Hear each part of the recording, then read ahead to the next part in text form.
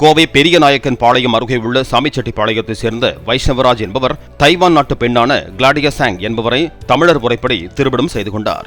தற்போது சிங்கப்பூரில் பொறியாளராக பணியாற்றி வரும் வைஷ்ணவராஜ் தைவானில் பணியாற்றிய போது கிளாடியா சாங்குடன் காதல் ஏற்பட்டது.